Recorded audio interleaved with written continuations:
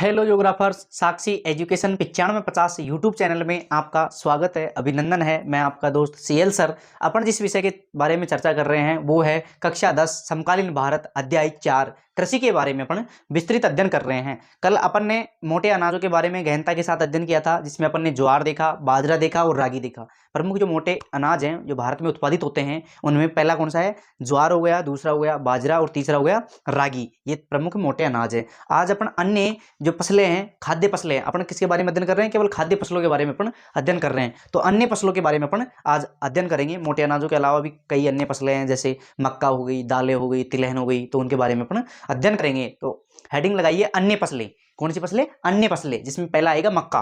पहला कौन सा? मक्का। अन्य फसलें कौन सी फसलें? अन्य फसलें। अन्य फसलें। अब देखो अन्य फसलों में पहला है मक्का। पहला कौन सा है? मक्का।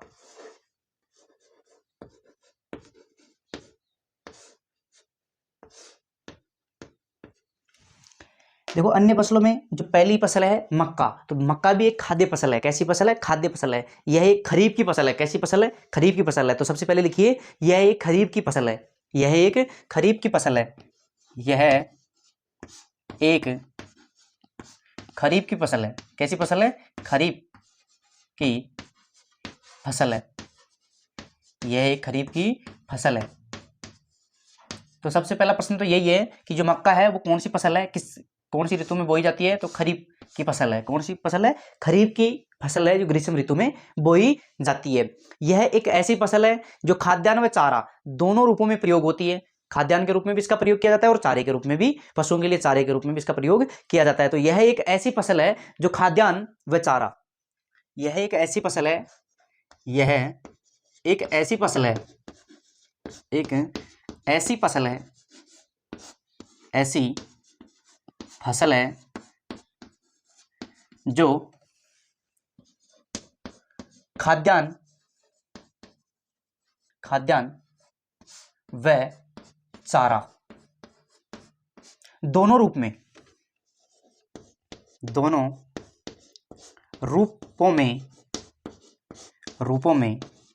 प्रयोग की जाती है। प्रयोग की जाती है।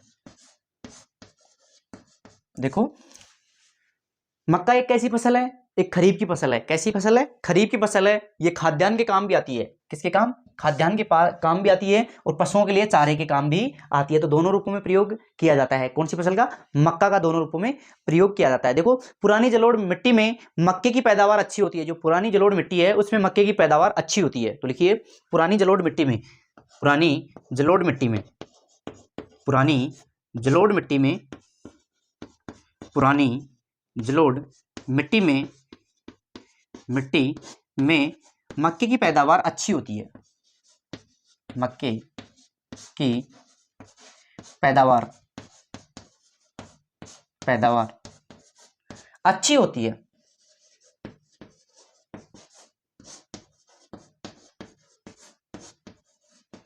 देखो पुरानी जलोढ़ मिट्टी में सबसे ज्यादा उपजाऊ क्षेत्र कौन सा रहता है? इसका पुराना जलोढ़ मैदान या पुरानी जलोढ़ मिट्टी सबसे उत्तम रहती है।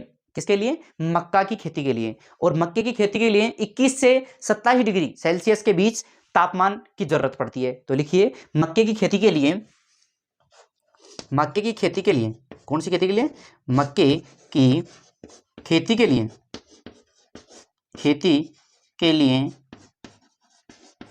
21 डिग्री सेल्सियस से 27 डिग्री सेल्सियस के बीच, तापमान की आवश्यकता पड़ती है। तापमान की आवश्यकता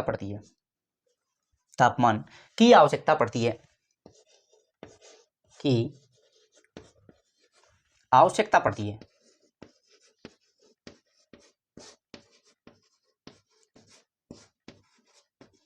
देखो मक्के की खेती करने के लिए कितना डिग्री सेल्सियस तापमान होना चाहिए? 21 से 27 डिग्री सेल्सियस तापमान होना ही चाहिए। 21 से 27 डिग्री सेल्सियस है, इसके बीच में तापमान रहना चाहिए। तो यह तापमान मक्के की खेती के लिए सर्वोत्तम माना जाता है। प्रमुख उत्पादक क्षेत्र, देखो मक्के की खेती के लिए प्रमुख उत्पादक क्षेत्र है उसमें कर्नाटक, उत्तर प्रदेश। प्रमुख उत्पादक क्षेत्र, प्रमुख उत्पादक क्षेत्र, प्रमुख उत्पादक क्षेत्र, उत्पादक क्षेत्र। अब देखो इसके प्रमुख उत्पादक क्षेत्र कौन कौन से हैं भारत में जहां पर मक्के की खेती की जाती है। तो पहला आता है कर्नाटक, उत्तर प्रदेश, बिहार, आंध्र प्रदेश। कर्नाटक, उत्तर प्रदेश, कौन सा नाटक? कर्नाटक, उत्तर प्रदेश, उत्तर प्रदेश, बिहार, बिहार, आंध्र प्रदेश, कौन सा प्रदेश? आंध्र प्रदेश, आंध्र, आंध्र प्रदेश, आंध्र प्रदेश। देखो पहला हो गया कर्नाटक, उत्तर प्रदेश, तीसरा हो गया बिहार, फिर आंध्र प्रदेश और मध्य प्रदेश, और मध्य प्रदेश, और मध्य प्रदेश। कौन सा प्रदेश? मध्य प्रदेश, मध्य प्रदेश। तो देखो मक्के के उत्पादन के लिए जो सर्वोत्तम क्षेत्र हैं वो कौन कौन से हो गए? कर्नाटक हो गया, कौन सा नाटक हो गया? कर्नाटक हो गया, उत्तर प्रदेश हो गया, बिहार हो गया और आंध्र प्रदेश हो गया और मध्य प्रदेश हो गया। देखो इनकी लोकेशन बार बार मैप बनाने से कोई फायदा नहीं है, क्योंकि मैंने एक बार ही पूरे राज्यों की लोकेशन मैंने स्टार्टिंग में ही जो अपना सेकंड वाला वीडियो है उसके अंतर्गत विश्व के मानचित्र की पहले वाले वीडियो के अंतर्गत और जो भारत का मानचित्र है वो दूसरे वाले वीडियो के अंतर्गत संपूर्ण अध्ययन अपन ने कर लिया दोनों मानचित्रों के बारे में। तो आप उसका पहले अध्ययन करेंगे तो ये अपने आप ही समझ में आ जाएगा। बाकी अगर आप समझना चाहें तो समझ सकते हैं, वापस एक बार और फिर दोबारा बना लेते हैं आप, ताकि आपको और भी अच्छे से समझ में आ जाए, है ना। तो एक बार मानचित्र फिर बना लेते हैं, कोई दिक्कत नहीं है, टाइम अधिक लगेगा लेकिन समझ में थोड़ा ठीक आ जाएगा, ये है ना।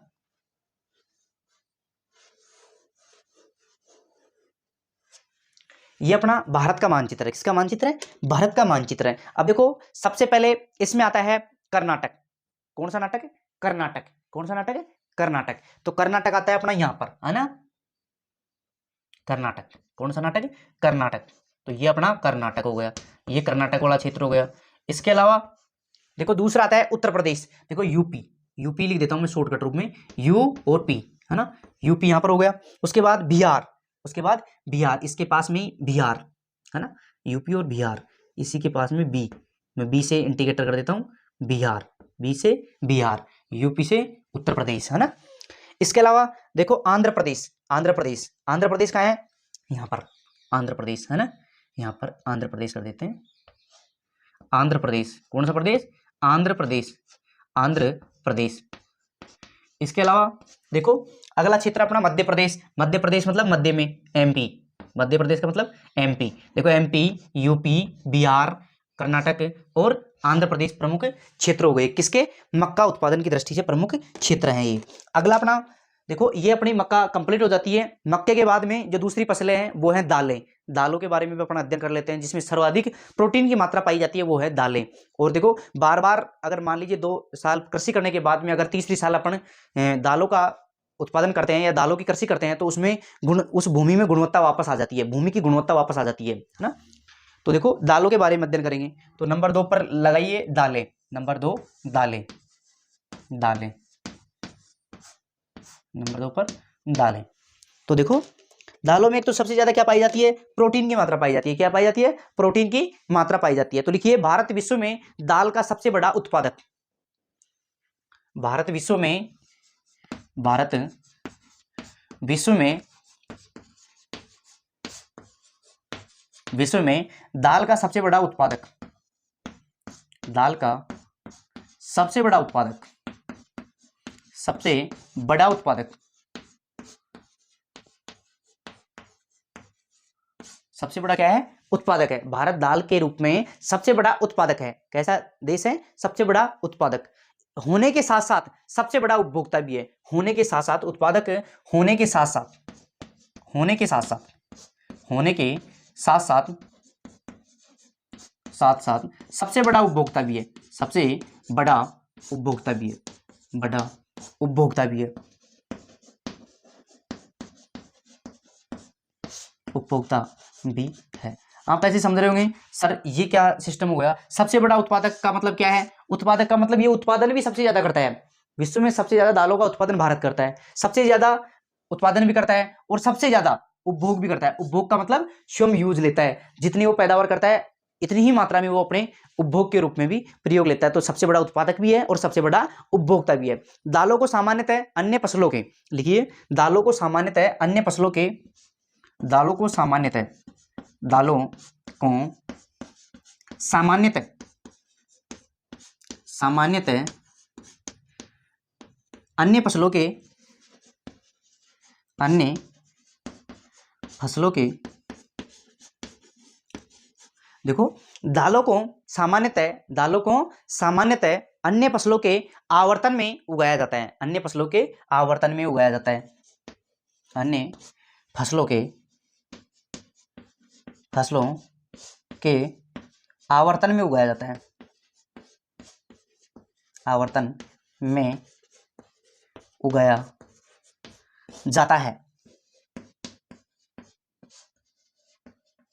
देखो, दालों को सामान्यतः अन्य फसलों के आवर्तन के रूप में उगाया जाता है, अर्थात हर 2 फसल के बाद, अर्थात हर 2 फसल के बाद एक दाल की फसल उगाई जाती है, अर्थात हर 2 फसल के बाद, अर्थात हर 2 फसल के बाद, हर 2 फसल के बाद, हर 2 फसलों के बाद, फसलों के बाद, फसलों के बाद दाल का उत्पादन किया जाता है, हर 2 फसलों के बाद दाल का उत्पादन किया जाता है, दाल का उत्पादन किया जाता है। देखो, आपको ये समझ में आ गया होगा। देखो, सबसे पहले देखो, भारत सबसे बड़ा उत्पादक भी है, मतलब उत्पादन भी करता है भारत दालों को सर्वाधिक मात्रा में, और उपभोग भी करता है, मतलब स्वयं यूज में भी लेता है। उसके बाद आता है दालों को सामान्यतः अन्य फसलों के आवर्तन में। देखो, आवर्तन का मतलब यह है कि, आवर्तन का मतलब यह है कि 2 फसलों के बाद, अर्थात हर दो फसलों के बाद, हर 2 फसलों के बाद दाल का उत्पादन किया जाता है। क्यों किया जाता है भाई, ऐसा सिस्टम क्यों है, आवर्तन के रूप में प्रयोग क्यों किया जा रहा है, हर 2 फसल के बाद में दाल की फसल क्यों की जा रही है, ताकि जो मिट्टी की गुणवत्ता है उसमें कमी आ जाती है। देखो, बार बार फसल करने से, एक ही भूभाग पर बार बार फसल करने से उस भूभाग में, उस भूमि में गुणवत्ता में, भूमि की गुणवत्ता में कमी आ जाती है। अब उस गुणवत्ता को वापस लाने के लिए, आंशिक रूप से वापस आ जाती है, किसके प्रयोग से, अगर 2 साल बाद में अपन दालों का प्रयोग कर लेते हैं, दालें उत्पादित कर लेते हैं, तो उसमें गुणवत्ता कुछ मात्रा में वापस आ जाती है। इसलिए फसलों के आवर्तन में किसका प्रयोग किया जाता है, दालों का प्रयोग किया जाता है। देखो, भारत में प्रमुख दाल उत्पादक क्षेत्र, प्रमुख क्षेत्र, देखो प्रमुख क्षेत्र, लिखिए प्रमुख क्षेत्र, प्रमुख क्षेत्र, प्रमुख क्षेत्र। अब देखो, प्रमुख क्षेत्र कौन कौन से हैं भारत में, दालों के। देखो, दाल सर्वाधिक मात्रा में कहां कहां पर की जाती है, तो भारत में सर्वाधिक दाल उत्पादक क्षेत्र कौन कौन से हुए, उत्तर प्रदेश, मध्य प्रदेश, राजस्थान और कर्नाटक। देखो, उत्तर प्रदेश, मध्य प्रदेश, देखो यूपी, एमपी, देखो उत्तर प्रदेश, मध्य प्रदेश, उत्तर प्रदेश, मध्य प्रदेश, राजस्थान और कर्नाटक, राजस्थान, RAJ, राजस्थान और कर्नाटक। कौन सा नाटक, और कर्नाटक, कर्नाटक और कर्नाटक। तो दालों के उत्पादन में यूपी, MP, राजस्थान और कर्नाटक इनका प्रमुख स्थान है। तो ये अपनी होगी दालें कंप्लीट, इधर होगी मक्का कंप्लीट। एक बार आप स्क्रीनशॉट लो, फिर अपन आगे चलते हैं। इसी प्रकार एक एक बिंदु का गहनता से अपन अध्ययन करेंगे। चाहे कोई दिक्कत नहीं है, समय अधिक लग रहा है तो कोई दिक्कत नहीं है, लगने दो, लेकिन अपना जो एक भी प्रश्न सिलेबस से बाहर या अपने नोट्सों से बाहर नहीं जाना चाहिए, ये अपनी कोशिश रहेगी पूर्ण रूप से ना। तो आप एक बार स्क्रीनशॉट लो, फिर अपन आगे चलते हैं।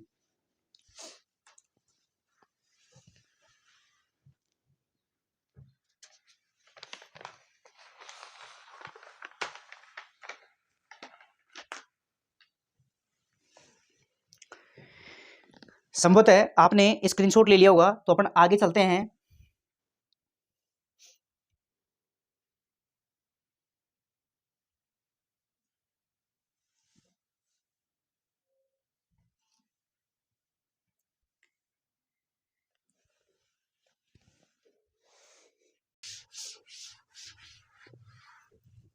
देखो, अपन ने अध्ययन कर लिया मक्के के बारे में और इसके बाद दालों के बारे में अपन ने अध्ययन कर लिया। इसके अलावा देखो, और भी अन्य खाद्यान्न फसलों के अंतर्गत आती हैं फसलें। उसमें आती है नंबर 3 पर गन्ना। कौन सी आती है, गन्ना। नंबर 3 गन्ना, नंबर 3 पर गन्ना। तो गन्ने के बारे में अपन विस्तृत अध्ययन करेंगे, शानदार तरीके से, धुआंधार तरीके से, जोश और जुनून के साथ, हंसते हुए, मुस्कुराते हुए। तो देखो, गन्ने की फसल के लिए गर्म और आर्द्र जलवायु की आवश्यकता होती है। देखो, गन्ने की फसल के लिए लिखिए गन्ने की फसल के लिए, गन्ने की फसल के लिए, फसल के लिए गर्म और आर्द्र जलवायु की आवश्यकता होती है, गर्म और आर्द्र जलवायु की आवश्यकता होती है।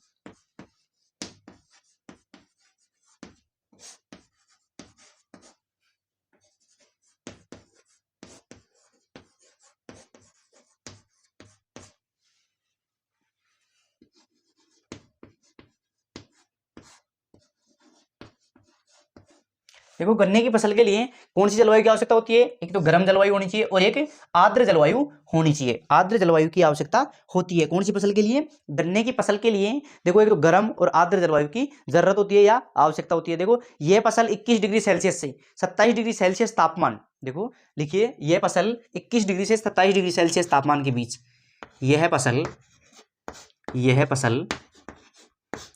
21 डिग्री से 27 डिग्री सेल्सियस तापमान के बीच, सेल्सियस तापमान। देखो यह फसल 21 डिग्री से 27 डिग्री सेल्सियस तापमान व 75 सेंटीमीटर से 100 सेंटीमीटर वार्षिक वर्षा, व 75 सेंटीमीटर से 100 सेंटीमीटर वार्षिक वर्षा, व 75 सेंटीमीटर से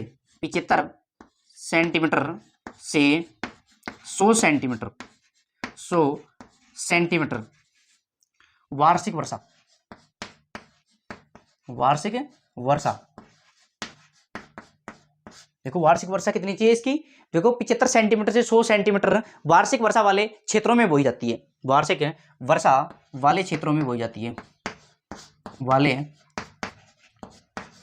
क्षेत्रों में बोई जाती है, बोई जाती है।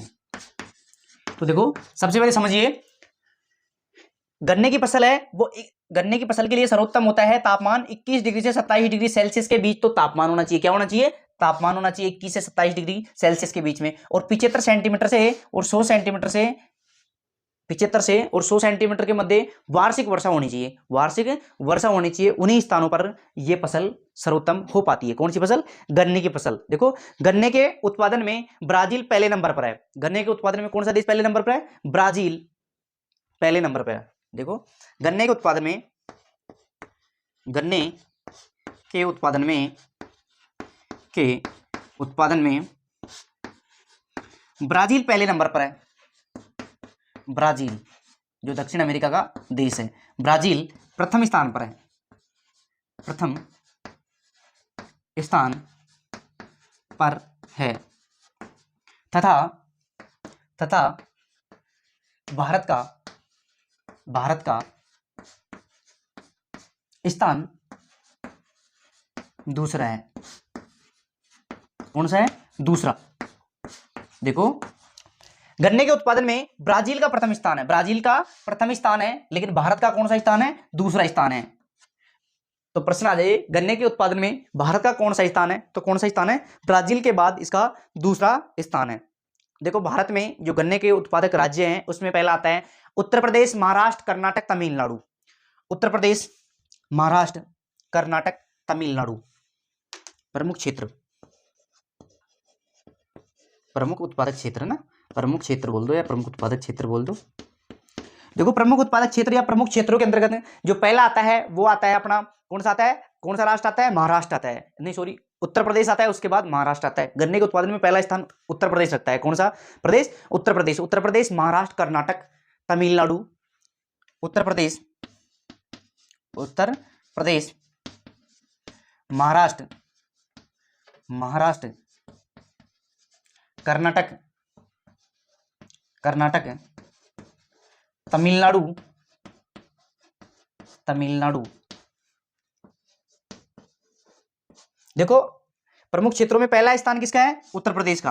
तो अपने को देखो और ज्यादा राज्यों की लोकेशन पता नहीं हो और ज्यादा क्षेत्र पता नहीं हो तो पहला तो अपने को पता होना ही चाहिए। तो गन्ने का सर्वाधिक उत्पादन कहाँ होता है, प्रमुख उत्पादक क्षेत्र कौन सा है, उत्तर प्रदेश अर्थात यूपी। इसके अलावा देखो महाराष्ट्र हो गया, कर्नाटक हो गया, तमिलनाडु हो गया, आंध्र प्रदेश हो गया, बिहार, पंजाब और हरियाणा। आंध्र प्रदेश, आंध्र प्रदेश, बिहार, बिहार, पंजाब और हरियाणा, पंजाब और हरियाणा, पंजाब और हरियाणा, पंजाब और हरियाणा, ये इसके प्रमुख क्षेत्र हो गए है ना।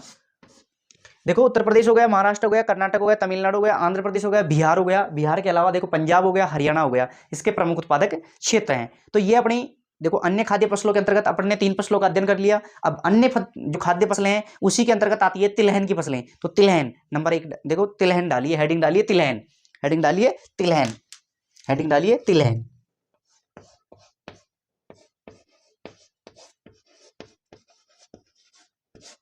तिलहन, देखो तिलहन, तिलहन, तिलहन का मतलब जिनसे तेल निकलता हो। तिलहन का मतलब क्या है? वे फसलें जिनसे तेल निकलता हो। देखो लिखिए, वे फसलें जिनसे तेल निकलता हो, वे फसलें, फसलें जिनसे, जिनसे तेल निकलता हो, जिनसे तेल निकलता हो, वे फसलें जिनसे तेल निकलता हो। वो फसलें कौन सी फसलें हैं? तिलहन फसलें हैं, जिनसे क्या निकलता हो? तेल निकलता हो। क्या निकलता हो? तेल निकलता हो, तथा खाने के प्रयोग में काम आता हो, तथा खाने के प्रयोग में काम आता हो, तथा खाने के प्रयोग में काम आता हो, खाने के प्रयोग में काम आता हो, प्रयोग में काम आता हो। देखो अब तिलहन फसलों की परिभाषा क्या हो गई? वे फसलें जिनसे तेल निकलता हो, एक तो क्या निकलता हो? तेल निकलता हो, और खाने के काम आता हो, खाने के प्रयोग में काम आता हो, उसको क्या बोलते हैं? तिलहन फसलें बोलते हैं। देखो 2018 में भारत विश्व में चीन के बाद दूसरा, देखो लिखिए 2018 में भारत विश्व में, 2018 में, 2018 में भारत विश्व में, भारत विश्व में,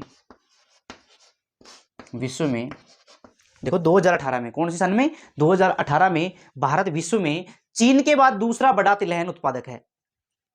चीन के बाद, चीन के बाद, किसके बाद? चीन के बाद, चीन के बाद,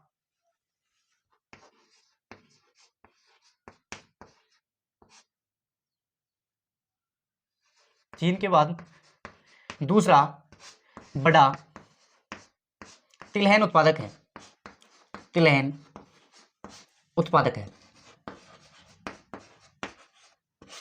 तो देखो तिलहन उत्पादन में पहला स्थान तो किसका है? देखो चीन का, और दूसरा स्थान किसका है? भारत का। दूसरा तिलहन उत्पादक प्रमुख क्षेत्र है कौन सा? भारत।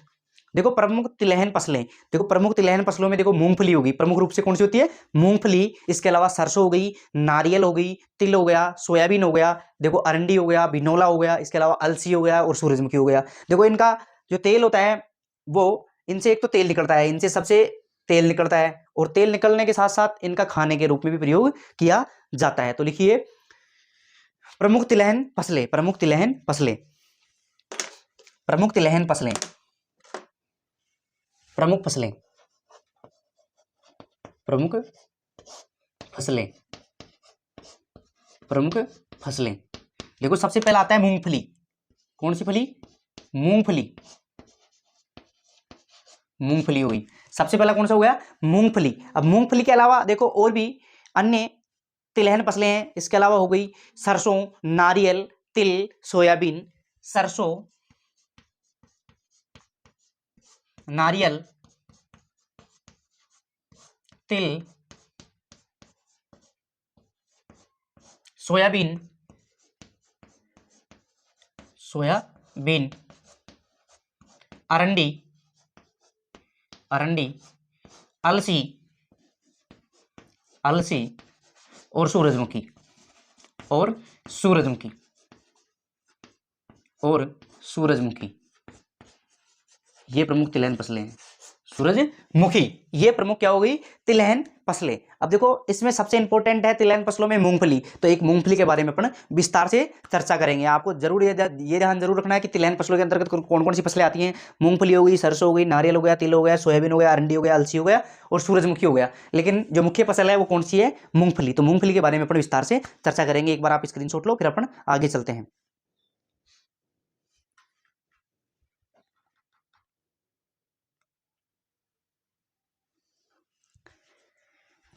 संभवतः आपने स्क्रीनशॉट ले लिया होगा, तो अपन आगे चलते हैं।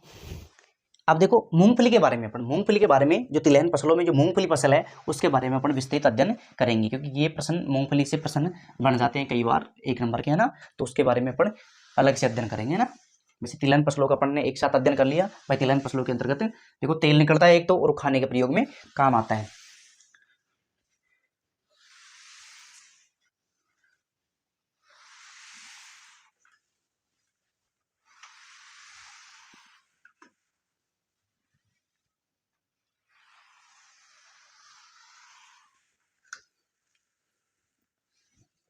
देखो हेडिंग लगाइए मूंगफली, हेडिंग लगाइए मूंगफली। तिलहन फसलों में नंबर 1 मूंगफली, मूंगफली इसके बारे में अपन अध्ययन पढ़ लेते हैं अलग से, ताकि अपना प्रश्न बाहर नहीं जाए, है ना।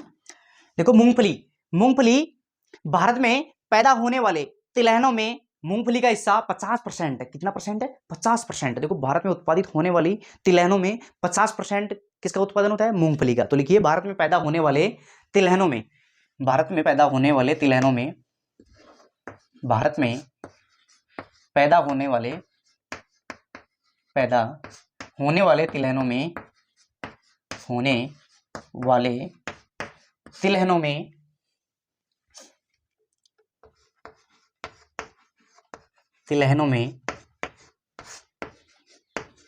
भारत में पैदा होने वाले जो तिलहन है उनमें, तिलहनों में मूंगफली का हिस्सा 50% है। तिलहनों में मूंगफली का हिस्सा 50% है। मूंगफली का हिस्सा 50% है। सबसे ज्यादा किसका उत्पादन होता है, मूंगफली का 50% है। कितना परसेंट है इसका हिस्सा, 50%। तो सर्वाधिक है, तिलहन फसलों में सर्वाधिक उत्पादित होने वाली फसल है मूंगफली। कितने परसेंट, 50%। 50% अकेला भारत इसका उत्पादन करता है। देखो मूंगफली एक खरीफ की फसल है, यह भी ध्यान रखना जरूरी है। मूंगफली किसकी फसल है, एक खरीफ की फसल है। तो लिखिए मूंगफली एक खरीफ की फसल है। मूंगफली एक खरीफ की फसल है, एक खरीफ की फसल है। किसकी फसल है, खरीफ की फसल है, खरीफ की फसल है। तो अगर प्रश्न आ जाए कि मूंगफली किसकी फसल है, तो किसकी फसल है, खरीफ की फसल है, अर्थात रबी की फसल नहीं है। आंध्र प्रदेश मूंगफली का सबसे बड़ा उत्पादक है। देखो भारत में भी आंध्र प्रदेश है वो सबसे बड़ा उत्पादक है। आंध्र प्रदेश मूंगफली का सबसे बड़ा उत्पादक है। आंध्र प्रदेश मूंगफली का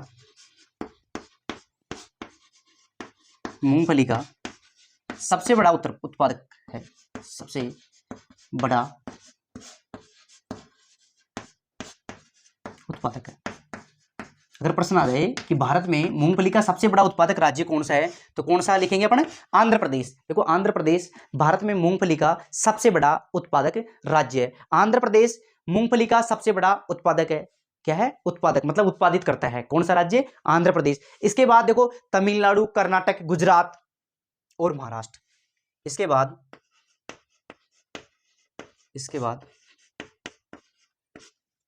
देखो इसके बाद तमिलनाडु,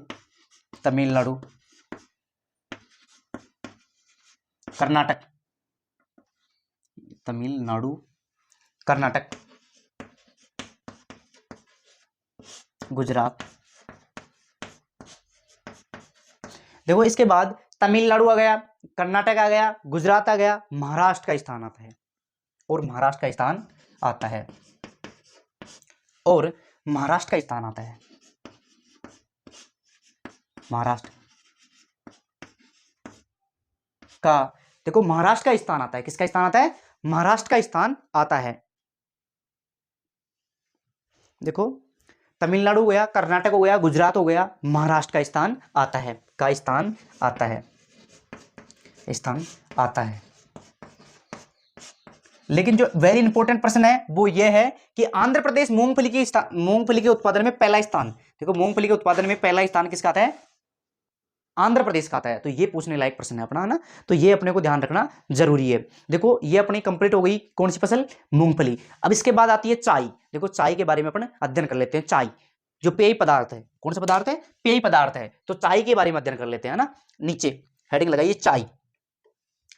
ये तो अपनी 3 फसलें कंप्लीट हो गई। अब अलग से हेडिंग लगाइए चाय। देखो चाय, चाय एक पेय पदार्थ है। कैसा पदार्थ है? चाय एक पेय पदार्थ है।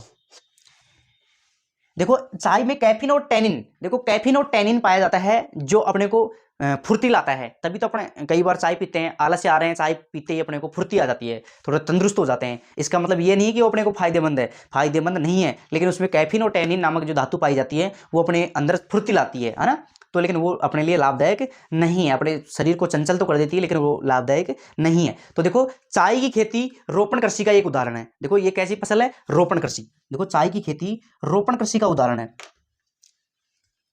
चाय की खेती रोपण कृषि का उदाहरण है। खेती रोपण कृषि का उदाहरण है। किसका उदाहरण है? रोपण कृषि का उदाहरण है। कैसी फसल है ये? रोपण कृषि का उदाहरण है। अर्थात इसको रोपते हैं, इसके बीज नहीं बोते, इसको रोपते हैं, इसको रोपा जाता है, फसल तैयार करके रोपा जाता है। तो ये कैसी फसल है? रोपण कृषि है। तो चाय ये कैसी फसल है? रोपण कृषि है। सबसे पहला प्रश्न यही पूछा जा सकता है कि भाई चाय कैसी फसल है? तो रोपण कृषि है। इसके बाद इसको उगाने के लिए गर्म जलवायु की आवश्यकता होती है। इसको उगाने के लिए कैसी जलवायु होनी चाहिए? गर्म जलवायु। तो इसको उगाने के लिए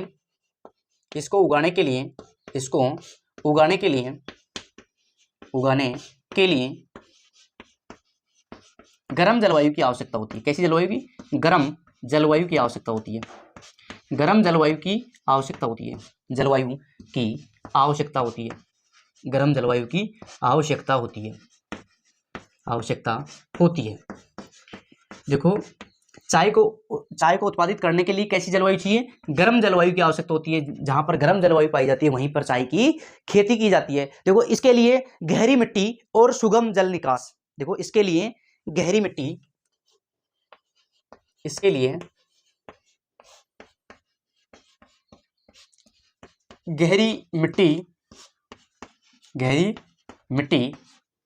और सुगम जल निकास।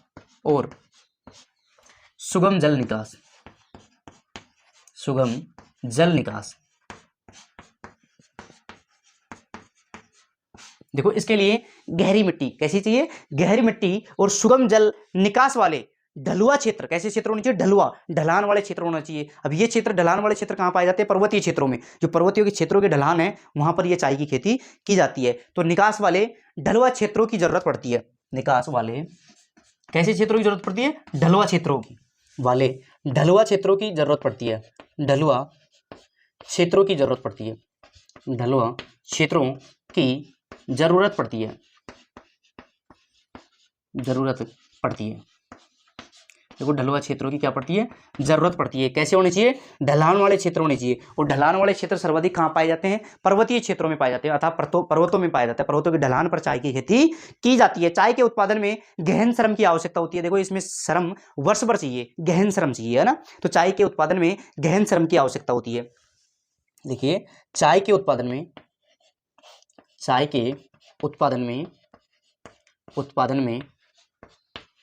गहन श्रम की आवश्यकता होती है। गहन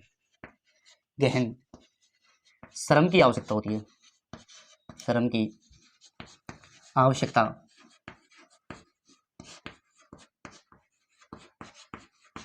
होती है।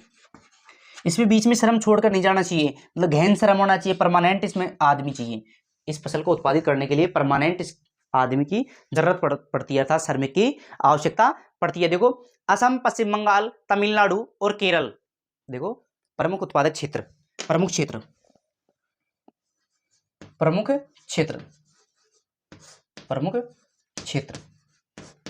देखो चाय को उत्पादित करने वाले जो प्रमुख क्षेत्र हैं वो सबसे पहला आता है असम। चाय के उत्पादन में कौन सा राज्य पहले स्थान पर है? असम, पश्चिम बंगाल, तमिलनाडु और केरल। असम, पश्चिम बंगाल, तमिलनाडु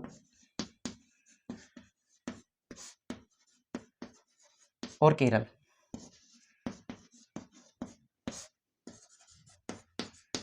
देखो ये तमिलनाडु है ना, ई मत समझ लेना इसको ना। देखो असम, असम चाय के उत्पादन में पहला स्थान रखता है भारत में। असम चाय के उत्पादन में कौन सा स्थान रखता है? पहला स्थान रखता है। असम के बाद में पश्चिम बंगाल आता है, पश्चिम बंगाल के बाद में तमिलनाडु, और तमिलनाडु के बाद में केरल। ये प्रमुख जो चाय के उत्पादित क्षेत्र हैं। इसके अलावा देखो दार्जिलिंग की पहाड़ियां, दार्जिलिंग की पहाड़ियां जो पश्चिम बंगाल में है, वहां पर भी चाय की खेती की जाती है। दार्जिलिंग की पहाड़ियां लिखिए, दार्जिलिंग की पहाड़ियां, आगे लिखिए दार्जिलिंग की पहाड़ियां, दार्जिलिंग, कौन सी पहाड़ियां? दार्जिलिंग,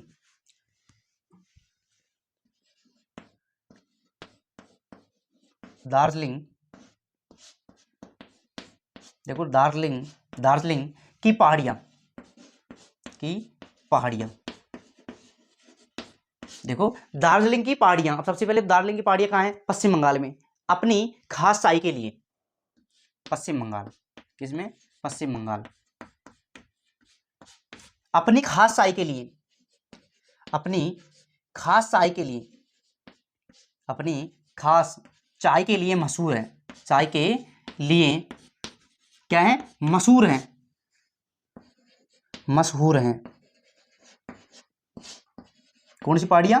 जो दार्जिलिंग की पहाड़ियां हैं, जो पश्चिम बंगाल राज्य में है, वो चाय के लिए मशहूर है, अर्थात फेमस हैं। कौन सी पहाड़ियां? दार्जिलिंग की पहाड़ियां चाय के लिए मशहूर है। सन 2018 में भारत विश्व में चीन के बाद, देखो सन 2018 में भारत, लिखिए सन 2018 में, सन 2018 में, सन 2018 में भारत विश्व में चीन के बाद दूसरा, 2018 में भारत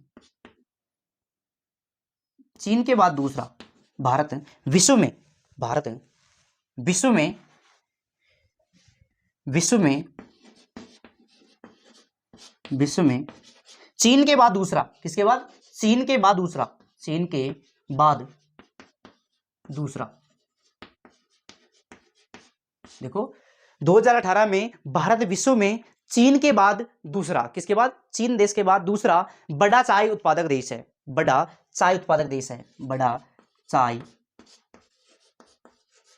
उत्पादक देश है, उत्पादक देश है। कौन से आंकड़ों की बात चल रही है? 2018 में, 2018 में विश्व में चीन के बाद उत्पादित करने वाला दूसरा बड़ा देश है भारत। किसके उत्पादन में? चाय के उत्पादन में दूसरा स्थान रखता है, तथा काली चाय का सबसे बड़ा उत्पादक देश है। काली चाय के लिए पहले स्थान पर है, काली चाय के लिए पहले स्थान पर है, तथा काली चाय का सबसे बड़ा उत्पादक है, तथा काली चाय का, काली चाय का सबसे बड़ा उत्पादक है, सबसे बड़ा उत्पादक है, अर्थात काली चाय के मामले में भारत पहले स्थान पर आता है। तो एक बार इसका स्क्रीनशॉट लीजिए। फिर अपन चलते हैं, एक पेय पदार्थ हो रह जाता है अपना कॉफी, तो कॉफी की ओर चलेंगे, फिर बागवानी फसलें देखेंगे ना। तो आप एक बार स्क्रीनशॉट लो, फिर अपन आगे चलते हैं। संभवत है आपने स्क्रीनशॉट ले लिया होगा, तो अपन आगे चलते हैं कॉफी की ओर। अब अध्ययन करेंगे कॉफी का। चाय का अध्ययन कर लिया, पेय पदार्थ है अपना चाय, चाय का अध्ययन कर लिया। अब अध्ययन करेंगे अपन कॉफी का। किसका? कॉफी का।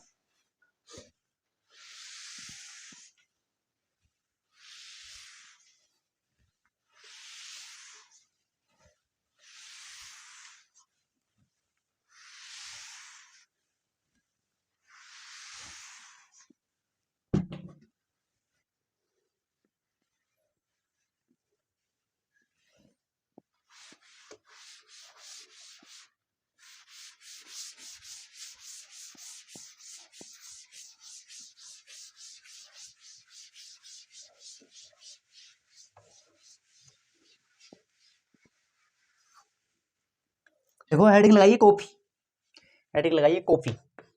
कॉफी भी एक कैसा पदार्थ है? पेय पदार्थ है। कॉफी, कॉफी है ना, कॉफी भी एक पेय पदार्थ है। पहला चाय हो गया और दूसरा कॉफी। कॉफी भी क्या है? एक पेय पदार्थ है, अर्थात पीने के काम में आती है। देखो कॉफी चाय की तरह कॉफी को भी बागानों में उगाया जाता है। इसके बाग होते हैं बड़े बड़े, है ना, एक साथ एक ही फसल का उत्पादन किया जाता है। जैसे कॉफी का कर रहे हैं तो कॉफी का, चाय का कर रहे हैं तो चाय का। तो देखो चाय की तरह कॉफी को भी बागानों में उगाया जाता है। देखो लिखिए, चाय की तरह कॉफी को भी, चाय की तरह कॉफी को भी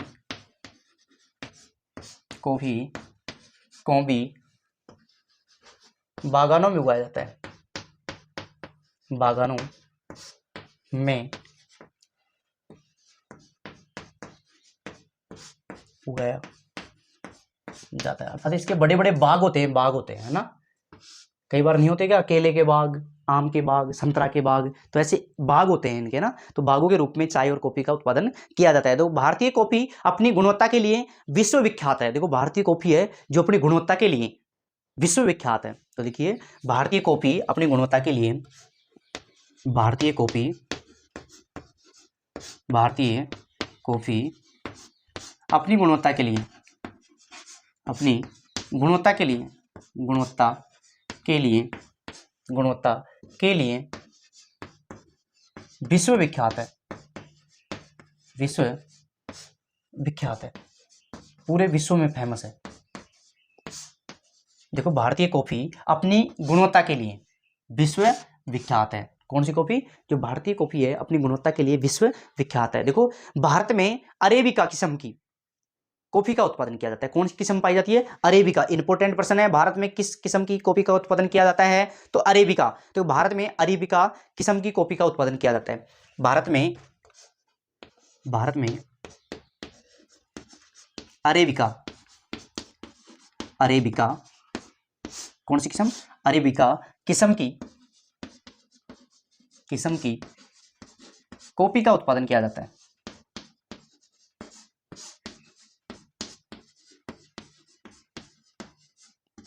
उत्पादन किया जाता है। देखो अरेबिका जो किस्म है वो भारत में उत्पादित होती है। कौन सी किस्म? अरेबिका किस्म की, जो विश्व विख्यात है। जो किस में विख्यात है? पूरे विश्व में ये फेमस है, विश्व विख्यात है। कौन सी? अरेबिका किस्म की कॉफी का उत्पादन किया जाता है, जो प्रारंभ में यमन देश से लाई गई थी। ये कहां से लाई गई थी? यमन देश से। जो प्रारंभ में, लिखिए, जो प्रारंभ में यमन देश से लाई गई थी।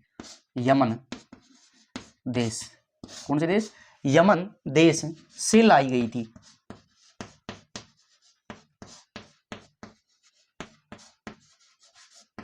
कौन से देश से लाई गई थी? यमन देश से लाई गई थी। प्रारंभ में ये कौन से देश से लाई गई थी? यमन देश से लाई गई थी। देखो शुरुआत में कॉफी को बाबा बुदन की पहाड़ियों में उगाया गया। देखो शुरुआत में बाबा बुदन की पहाड़ियां हैं कर्नाटक में, वहां पर कॉफी का उत्पादन किया गया। तो शुरुआत में कॉफी को बाबा बुदन की पहाड़ियों में, शुरुआत में कॉफी को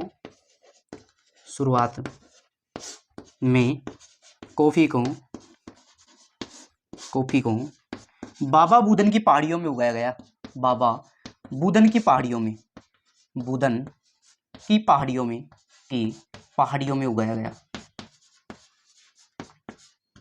बाबा बुदन की पहाड़ियों में उगाया गया। देखो शुरुआत में कॉफी को बाबा बुदन की पहाड़ियां, कौन सी पहाड़ियां? बाबा बुदन की पहाड़ियां। बाबा बुदन की पहाड़ियां कहाँ है? कर्नाटक में। देखो कर्नाटक में बाबा बुदन की पहाड़ियां, कर्नाटक में उगाया गया कॉफी को सर्वप्रथम, है ना, कर्नाटक में उगाया गया। प्रमुख उत्पादक राज्य असम, केरल, तमिलनाडु, कर्नाटक। प्रमुख उत्पादक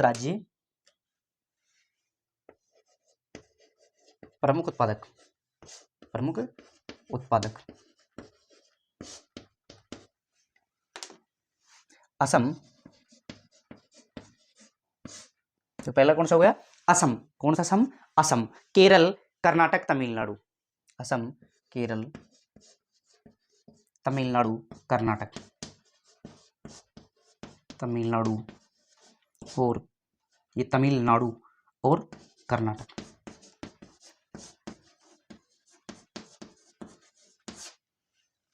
देखो प्रारंभ में प्रमुख उत्पादक क्षेत्र असम, केरल, तमिलनाडु और कर्नाटक कॉफी उत्पादन के प्रमुख क्षेत्र हैं। अब आती है बागवानी फसलें। कौन सी फसलें? बागवानी फसलों के बारे में अपना अध्ययन करते हैं। तो हेडिंग लगाइए बागवानी फसलें। हेडिंग लगाइए बागवानी फसलें। कौन सी फसलें? बागवानी फसलें। हेडिंग लगाइए बागवानी फसलें। बागवानी फसलें।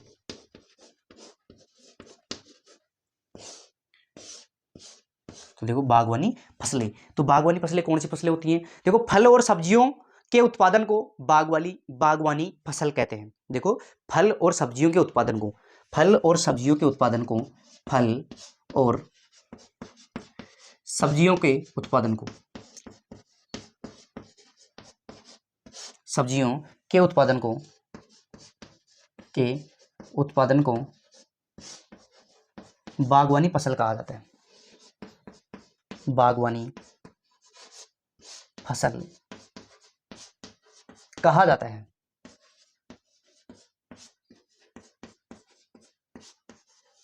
देखो फल और सब्जियों के उत्पादन में, देखो फल भी उत्पादित होते हैं और सब्जियां भी उत्पादित होती है। फल और सब्जियों को अगर एक साथ उत्पादित करते हैं तो उनको बागवानी फसलों के अंतर्गत शामिल किया जाता है। इन फसलों का भारत विश्व में, देखो इन फसलों का भारत विश्व में, इन फसलों का भारत विश्व में, इन फसलों का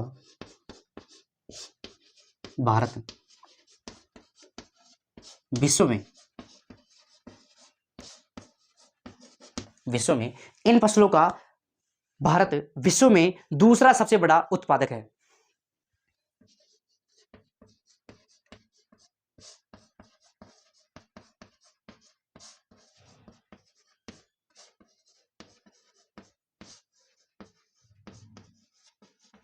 दूसरा सबसे बड़ा उत्पादक है किन फसलों का? बागवानी फसलों का। भारत विश्व में दूसरा सबसे बड़ा उत्पादक है। भारत में उष्ण और शीतोष्ण कटिबंधीय फलों का उत्पादन होता है। देखो भारत में उष्ण और शीतोष्ण, भारत में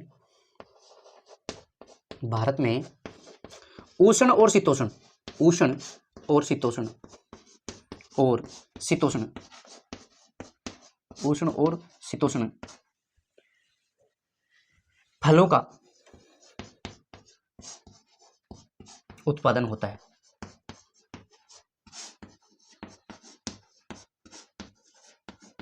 देखो भारत में उष्ण और शीतोष्ण फलों का उत्पादन होता है। कौन कौन से फल उगाए जाते हैं? उष्ण और शीतोष्ण मौसम में उगाए जाने वाले फसलों का उत्पादन होता है। देखो महाराष्ट्र में आम, देखो महाराष्ट्र आम के लिए फेमस है, केरल केले के लिए फेमस है। महाराष्ट्र में आम, देखो महाराष्ट्र आम, महाराष्ट्र में आम उगाए जाते हैं, महाराष्ट्र में आम। केरल में केले, केरल में केले, केरल में केले। देखो महाराष्ट्र में आम हो गए और केरल में केले, महाराष्ट्र में आम और केरल में केले। जम्मू कश्मीर में सेव के लिए मशहूर है, जम्मू कश्मीर सेव के लिए मशहूर है। तो जम्मू कश्मीर सेव के लिए मशहूर है, जम्मू कश्मीर, जम्मू कश्मीर सेव के लिए मशहूर है।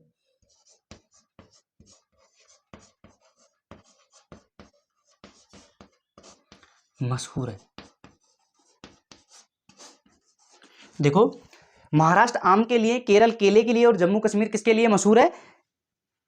सेव के लिए मशहूर है। उत्तर प्रदेश बिहार की लीची, देखो उत्तर प्रदेश बिहार की लीची प्रसिद्ध है, उत्तर प्रदेश बिहार की लीची, यहां पर लिख लेते हैं, उत्तर प्रदेश बिहार की लीची, उत्तर प्रदेश बिहार की लीची, बिहार की लीची, उत्तर प्रदेश बिहार की क्या फेमस है? लीची फेमस है। उत्तर प्रदेश और बिहार किसके लिए फेमस है? लीची के लिए प्रदेश फेमस है। आंध्र प्रदेश महाराष्ट्र अंगूर के लिए मशहूर है। आंध्र प्रदेश और महाराष्ट्र, आंध्र प्रदेश, आंध्र प्रदेश और महाराष्ट्र, और महाराष्ट्र, और महाराष्ट्र, कौन सा राष्ट्र? महाराष्ट्र अंगूर के लिए फेमस है। अंगूर की खेती सर्वाधिक की जाती है। महाराष्ट्र अंगूर के लिए फेमस है। किसके लिए फेमस है? अंगूर के लिए, अंगूर के लिए मशहूर है, मशहूर है। तो देखो आंध्र प्रदेश और महाराष्ट्र है, वहां पर अंगूर सर्वाधिक उत्पादित किए जाते हैं, अर्थात अंगूरों के लिए फेमस है। एक बार आप स्क्रीनशॉट लीजिए, फिर अपन आगे चलेंगे इसी के अंतर्गत, है ना। आप स्क्रीनशॉट लीजिए। बागवानी फसलों का अपन अध्ययन कर रहे हैं, तो ये तो अपन ने फलों का अध्ययन कर लिया। अब इसमें फल और सब्जियां दोनों आती हैं, तो सब्जियों के बारे में भी तो थोड़ी जानकारी होनी चाहिए ना, तो इसके बारे में अपन अध्ययन करेंगे। संभवतः आपने स्क्रीनशॉट ले लिया होगा, तो अपन आगे चलते हैं।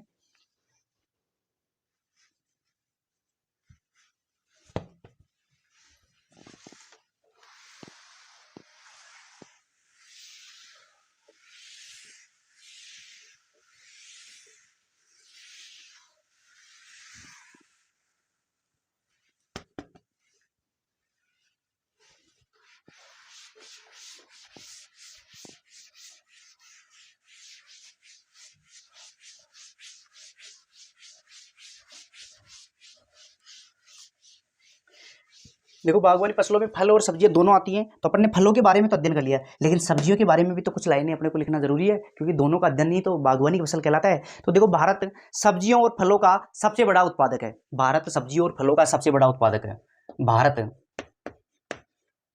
सब्जी और फलों का सब्जी और फलों का सबसे बड़ा उत्पादक है। सबसे बड़ा उत्पादक है।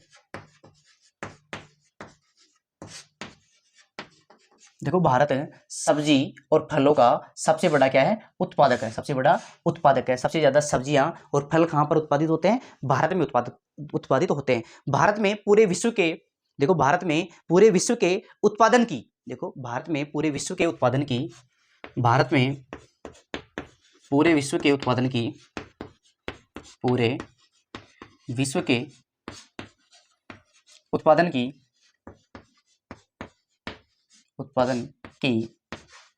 देखो भारत में पूरे विश्व के उत्पादन की, पूरे विश्व के उत्पादन की 13% सब्जियां पैदा होती है। कितना परसेंट? उत्पादन की 13% सब्जियां उत्पादित होती हैं। सब्जियां उत्पादित होती हैं।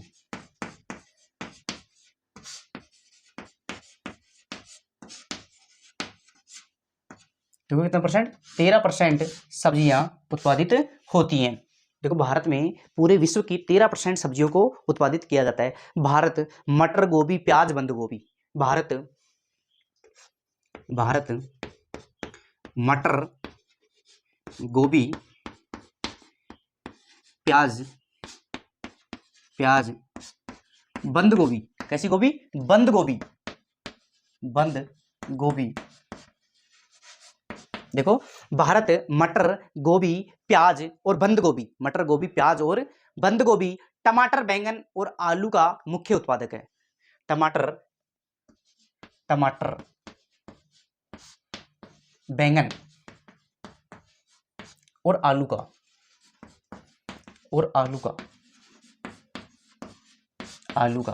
प्रमुख उत्पादक है।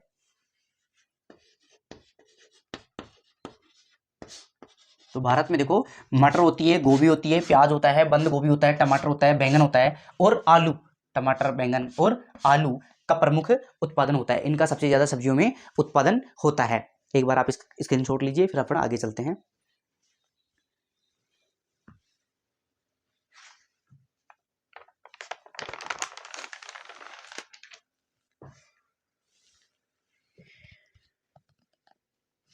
देखो आज के लिए इतना ही काफी है। ये अपनी कंप्लीट हो गई खाद्य फसलें। कौन सी फसलें? खाद्य फसलें। खाद्य फसलों का अपन ने विस्तार से, धुआंधार तरीके से, शानदार तरीके से, जोश और जुनून के साथ, हंसते हुए, मुस्कुराते हुए अपन ने विस्तारित गहनता के साथ अध्ययन कर लिया। अब नेक्स्ट क्लास अपन अखाद्य फसलों का अध्ययन करेंगे, जो खाने के प्रयोग में नहीं ली जाती लेकिन उनका प्रयोग तो किया जाता है। तो अपन नेक्स्ट क्लास में अखाद्य फसलों का विस्तार पूर्वक वर्णन करेंगे। आज के लिए इतना ही काफी। क्लास पसंद आए तो लाइक करना, सब्सक्राइब करना, लोगों के पास शेयर करना और कमेंट बॉक्स में एक प्यारा सा कमेंट लिखना कि आपको क्लास कितनी पसंद आई है। थैंक यू दोस्तों, थैंक यू। जय हिंद।